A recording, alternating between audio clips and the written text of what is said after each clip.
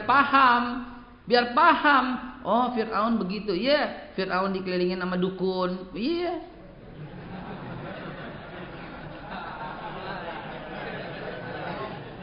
Kenapa pada baper ini? Fir'aun masuk Islam, nggak bisa dibantah. Quran yang berkata. Namun Allah menolak keislamannya pada saat itu. Tapi dia ngakunya masuk Islam. Artinya kita mau bilangin apaan? Nabi Musa tidak pernah menyiarkan agama Yahudi. Itu poinnya tuh itu gitu loh. Biar anak-anak kita tuh paham. Yahudi muncul tahun 930, nggak nyambung. Nabi Musa itu wafat tahun 1527, lahir 1420 sebelum Masehi. Jangan lagi dikatakan Islam menyempurnakan agama-agama sebelumnya. Sesat kata-kata itu. Nggak pernah berhimpun, Pak. Yahudi sendiri dari mulai lahir tahun 930 sampai sekarang. Nggak ada hubungannya. Nasrani sendiri lahir dari tahun 325 oleh ajaran Matius, Markus, Lukas, Yohanes terus sendiri. Islam dari zaman Nabi Adam sendiri gitu, bukan Islam menyempurnakan agama-agama sebelumnya. Loh. Dari mana dalilnya? Nah, yang kayak begitu tuh yang penting buat anak kita biar dia lempeng tauhidnya. Bahwa Allah Subhanahu wa taala tidak pernah menurunkan agama selain daripada Inna dina indallahil wa may yabtaghi ghairal islami dinan falyuqbal minhu wa huwa fil akhirati minal khasirin. Begitu. Nah, dari komik inilah kami berjuang. Ya, untuk apa? Untuk meluruskan tauhid. Makanya seri sejarah peradaban Islam, Masjid Raya Al-Ittihad mempersembahkan. Tuh, begitu. Ada hasilnya, ada outputnya pengajian kita Selasa. Ya, yang memiliki hanya yang memesan. Jadi tolong memesan kepada beliau ya. Harganya berapa? Belum bisa dibilangin. Kenapa? Karena harus full color dan ada sedikit tambahan yang barangkali jadinya bukan 125 halaman tapi 160 halaman barangkali. Kurang lebih 160 halaman atau 165 halaman. 165 dah. 165. Iman, Islam, Ihsan 165 gitu ya. Sama pengantar deh. Belum Pak Budi pengantar. Waduh, Pak Hendra. Waduh, Pak Hendra mesti ngisi nih. Ya, belum semuanya ngisi di sini. Belum tanda tangan semua yang lain. Lalu kita usulkan ini untuk disebarluaskan di sekolah-sekolah. Agar apa? Agar anak-anak tauhidnya lurus. Amin ya Allah ya Rabbal alamin. Biar paham. Oh, Fir'aun begitu. Iya, Fir'aun dikelilingin sama dukun. Iya.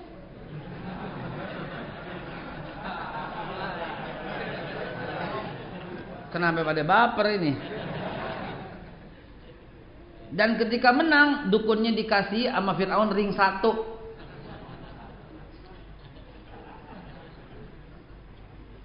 Ya Allah, disangka gue inian kali, nyindir kali. Enggak, Pak. Kita lagi cerita sejarah. Udah, nggak pakai nyindir. Ente masih pegang Quran? Nggak percaya? Buka surat Al-A'raf ayat 113. Coba buka. Surat Al-A'raf 113. Anda nggak asal inian, bukan nyindir, saudara. Ini beneran cerita Fir'aun. Coba, ada nggak buku kisah itu di buku anak-anak? Nggak ada. Fir'aun itu, coba 113 baca. Dan para presiden datang kepada Fir'aun, mereka berkata, apakah kami akan mendapat imbalan jika kami menang? Fir'aun, kalau menang, gue dapat apa? Tuh kata para dukunnya.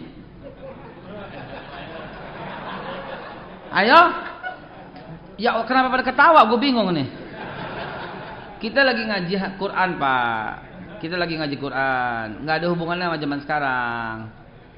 Jangan dihubungkan sama zaman sekarang dong. Ini Fir'aun dibantu menangnya sama para dukun. Ya. Terus 114 bilang apa? 114 Al-A'raf. Dia Fir'aun menjawab, ya, bahkan kamu pasti mendapat termasuk orang-orang yang dekat kepadaku. Tuh, imbalannya apaan? Kau termasuk orang yang dekat kepadaku. Nah, ring 1 enggak? Ring 1.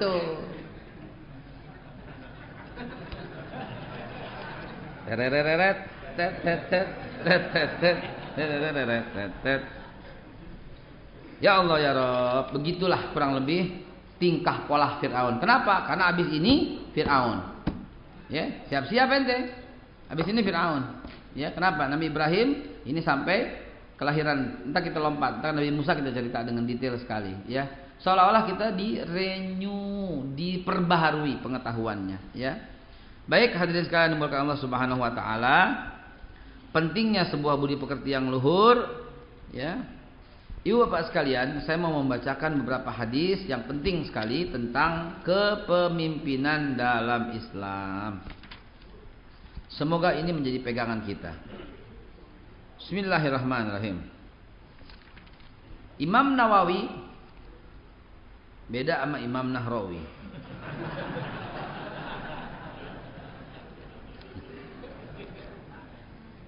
Ya, Imam Nawawi mencantumkan bab tentang penguasa, bab tentang pemimpin dan umat setelah bab akhlak.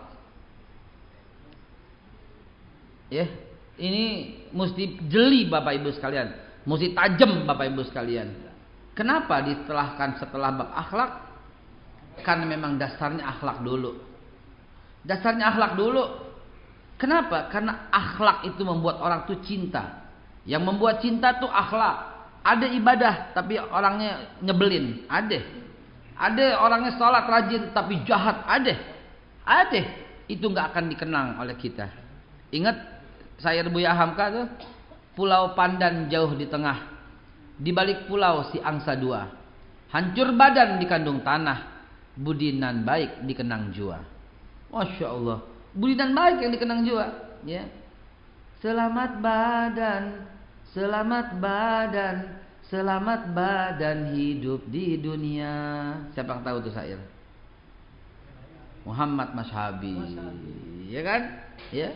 Kalau tiada ada berada, masak tempuan berkalang. Keren kan? Merinding kita, nangis kalau kita lanjutin, ya, karena paman kita sendiri, ya, paman kita sendiri, ya, asli itu, adiknya, kakaknya Umi, ya, kakaknya Umi. Allah yarham untuk alaih. Baik, izinkan saya membacakan hadis, ya, tentang beberapa ini penting, ya, agak sedikit kita skip soal sejarah, ya, kita singgung sedikit, kita bacakan hadis. Dari Aisyah radhiyallahu an, saya mendengar Rasulullah bersabda, di rumahku ini, wahai Allah, barang siapa yang diberi kekuasaan untuk mengurusi sesuatu dari urusan umatku, kemudian ia mempersulit mereka, maka sulitkanlah baginya.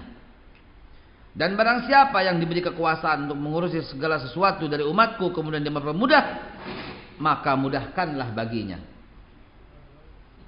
Ya, artinya apa? Ini lagi beredar di sosial media. Boleh nggak kita doain keburukan? Boleh nggak kita doain hanya kebaikan saja semata? Biar nggak jadi rancu, saya bacakan semua hadisnya soal ini. Ya, nggak repot-repot, nggak usah pakai yang apa namanya gini. Yang diracik oleh para imam itu tinggal makan. Ya, tinggal makan. Kalau kita ngeracik sendiri, belum tentu enak, betul nggak? Belum tentu enak. Racikan kita belum tentu enak. Sumbernya sama Al-Quran, sumbernya sama Al-Hadis, tapi begitu digodok sama kita, bantep jadinya tuh. Benar nggak? Betul? Iya. Karena kita bukan ahlinya, ya. Ahli bikin kue, terigu, gula, mentega, telur, dan seterusnya. Di tangan yang ahli enak dimakan? Enak. Gitu loh. Nah, ini juga begitu ceritanya yang udah saya bilangin kemarin tempo hari. Ini Imam Nawawi, ya, yang udah tinggal makan kita, tinggal caplok, ya. Apa kata Imam Nawawi itu? Nih, kita ikutin lagi. Lihat, boleh siapa-siapa yang diurusi umat, lalu kemudian dia mempersulit umatnya, persulit ya Allah. Tuh, itu doa. Jadi nggak apa-apa kita berdoa demikian. Ada contohnya kok Rasulullah yang contohin, ya. Dari Abu Hurairah radhiyallahu an berkata, bersabda Rasulullah sallallahu alaihi wasallam, dahulu di Bani Israel selalu dibimbing oleh para nabi. Setiap kali seorang nabi wafat digantikan oleh nabi yang lain. Dan bahwasanya tidak akan ada nabi sesudah aku. Yang akan ada setelah aku nanti adalah para khalifah, para ulama, bahkan akan sangat banyak. Sahabat bertanya, apakah yang Tuhan perintahkan kepada kami? Beliau bersabda, tepatilah janjimu yang pertama ini, kemudian berikanlah kepada mereka apa yang menjadi haknya, dan mohonlah kepada Allah agar apa yang menjadi hakmu terpenuhi, karena sesungguhnya Allah akan meminta pertanggungjawaban kepada mereka tentang bagaimana cara mereka memimpin umat. Dalam hadis yang lain diceritakan, ini awalnya pertanyaan, ya Rasulullah, bagaimana sepeninggalanmu nanti ada seorang pemimpin yang menuntut kewajiban kepada kami namun menahan hak-hak kami. Ya, dituntut kita, tapi kita nggak pernah diberikan apapun. Menahan hak kami, tapi kita dituntut untuk menunaikan kewajiban. Apa kata Nabi? Itu dia jawabannya. Tunaikan kewajibanmu dan mintalah hakmu kepada Allah Subhanahu wa taala. Artinya Nabi suruh sabar. Nanti akan ketemu Nabi suruh sabar. Lengkapi dulu referensi kita tentang hadis ini, ya. Dari Ais bin Amr bahwasanya ia masuk ke rumah Ubaidullah bin Ziyad dan berkata, "Wahai anakku, sesungguhnya saya mendengar Rasulullah bersabda, sesungguhnya pemimpin yang paling jahat adalah pemimpin yang zalim. Lalu maka jangan sampai kamu termasuk golongan mereka." Dari Ibu Maryam Al-Azdi radhiyallahu an berkata, ia berkata kepada Muawiyah, saya mendengar Rasulullah bersabda, barang siapa yang diberi kekuasaan oleh Allah untuk mengurusi suatu dari urusan umat Islam, kemudian dia tidak memperhatikan kepentingannya, kedukaan dan kemiskinannya, maka Allah tidak akan memperhatikan kepentingan, kedukaan dan kemiskinan nanti pada hari kiamat. Kemudian Muawiyah mengangkat seorang untuk mengurusi atas segala kepentingan dan keurusan manusia. Akhirnya sesungguhnya Allah, kita sering hari Jumat itu sering kita dengar, ibadallah innallaha ya'murukum bil adli wal ihsan wa ita'izil qurba wa yanha 'anil fahsya'i wal munkar wal baghi dan seterusnya. Semata-mata ini terus mengingatkan. Ini berasal dari kapan? Dari zaman Bani Umayyah. Terus diucapkan seperti itu sampai sekarang para khatib mengucapkan demikian. Kenapa? Untuk mengingatkan. Allah mengingatkan peristiwa yang adil. Adil itu adalah lebih dekat kepada ketentraman dan keagungan. Tanpa keadilan tidak akan ada negara. Dan kita merasakan hal itu, ya. Masa yang boleh ceramah hanya yang tercatat, yang lain nggak boleh. Inna lillahi wa inna ilaihi raji'un.